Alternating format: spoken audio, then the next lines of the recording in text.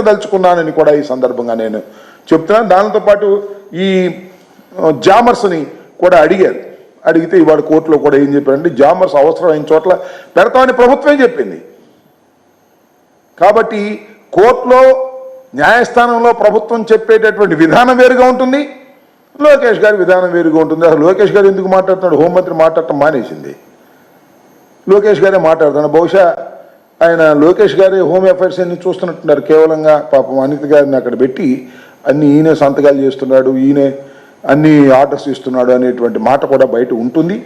ఇది సరైనటువంటి విధానం కాదని ఈ సందర్భంగా నేను చెప్పదలుచుకున్నాను. చంద్రబాబు నాయుడు గారు లేదా లోకేష్ గారు, ఇవాళ నాకు చిత్రం ఏంటంటే, సరే చంద్రబాబు నాయుడు గారికి ఎంత సెక్యూరిటీ ఉందో అంత సెక్యూరిటీ ఉంది. చంద్రబాబు నాయుడు గారు ఓడిపోయిన తర్వాత కూడా హైదరాబాద్లో ఆయన ఒక స్ట్రీట్ ఉండదు, చూశారు కదా మీరు, ఇప్పుడు వెళ్ళి ఉంటారు. ఆ స్ట్రీట్లోకి ఇప్పటికీ ఎవరిని పోనీయరు. అప్పటి నుంచి ఇప్పటి వరకు ఆ స్ట్రీట్ అంతా బంద్, ఎవరు మాట్లాడాల. ఒక మాజీ ముఖ్యమంత్రి అని వదిలేశారు.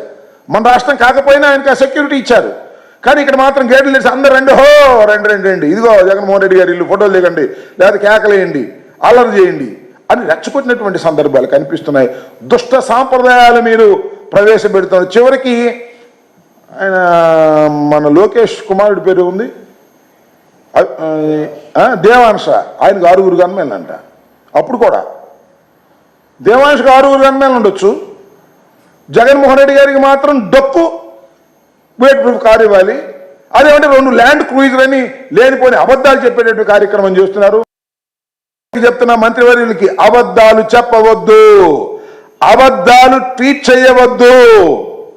మీరు ఒక బాధ్యత కలిగినటువంటి, దో యు ఆర్ ఇన్మెచ్యూర్డ్, నువ్వు ఒక బాధ్యత కలిగినటువంటి పదవిలో ఉన్నావు మీ నాన్నగారి వల్ల.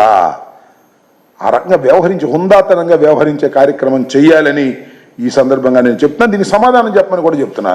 2 ల్యాండ్ క్రూయిజర్లు ఎక్కడ ఉన్నాయో ఖచ్చితంగా లోకేష్ గారు సమాధానం చెప్పమని కూడా ఈ సందర్భంగా మీ ద్వారా పత్రికా ముఖంగా వారిని అడుగుతున్నాను. ఇలాంటి అసత్య ప్రచారాలు దయచేసి చేయవద్దని. మీకైతేనేమో అంతా సెక్యూరిటీ కావాలి, ముఖ్యమంత్రి కాకపోయినా సెక్యూరిటీ కావాలి, అపోజిషన్ లీడర్గా ఉన్న సెక్యూరిటీ కావాలి, 10 సంవత్సరాల అధికారంలో లేకపోయినా సెక్యూరిటీ కావాలి. జగన్మోహన్ రెడ్డి గారు ఓటమి పాలైతే మాత్రం ఆయనకి సెక్యూరిటీ అవసరం లేదు, ఉన్న సెక్యూరిటీ అద్భుతంగా ఉందనేటువంటి తప్పుడు ప్రచారాలు చేస్తున్నారు. 900 పైసలు కానిస్టేబుల్స్ వాడుకున్నారనేటువంటి మాట మాట్లాడుతున్నారు, విచ్ ఈజ్ ఫాల్స్. ఈ రెండింటికి కూడా అటు చంద్రబాబు నాయుడు గారు ఇటు లోకేష్ గారు సమాధానం చెప్పవలసినటువంటి అవసరం ఉందని ఈ సందర్భంగా నేను చెప్పదలుచుకున్నాను.